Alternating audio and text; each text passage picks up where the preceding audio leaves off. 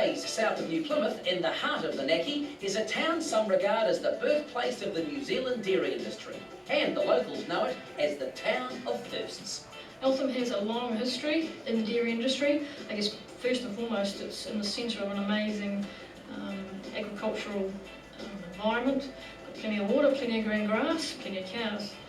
But it dates way back to the 1800s, where the first first commercial butter plant was started here in Eltham. It's also the home of Fonterra's speciality cheese manufacturing. This plant dates back to 1916, and we were the first plant to manufacture blue cheese. Eltham's a clever place. The first tar-sealed road, the first standardised block of butter, and the first rotary milking shed. But it wasn't always about dairy. Timber was the original source of getting established. And then there was a few remarkable individuals, such as Chu Chong, who supported the local community by buying off them. He was a bit of an entrepreneur, bought off them what we now know as Jew's ear fungus, and he exported tons and tons of this fungus, which enabled pioneers to get established.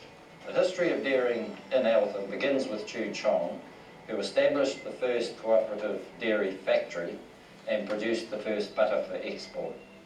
I think the first export vat of butter or barrel of butter wasn't a great success. I believe it went off, but he learned from that mistake somehow, and from there, it grew and grew and grew.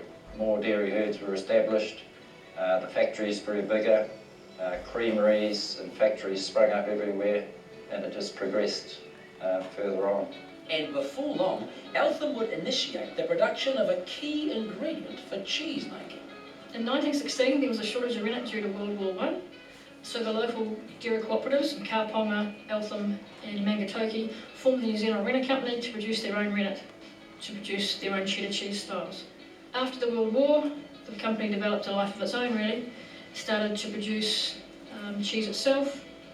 In World War II it produced the first processed cheese, again for the war effort, and in 1951 they produced the first non-cheddar cheese in New Zealand, right here in Eltham, which was a blue vein style that continues today in our main and special reserve blue vein, and also lives on in upper end products like Kapiti Kikarangi.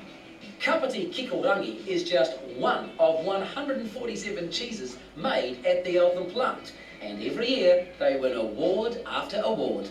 To me, Eltham is a very special place because of the people that are involved in making our cheese, the pride and the passion, and that's reflected in the quality of the products that we produce, and ultimately in the number of different awards that we're recognised through nationally.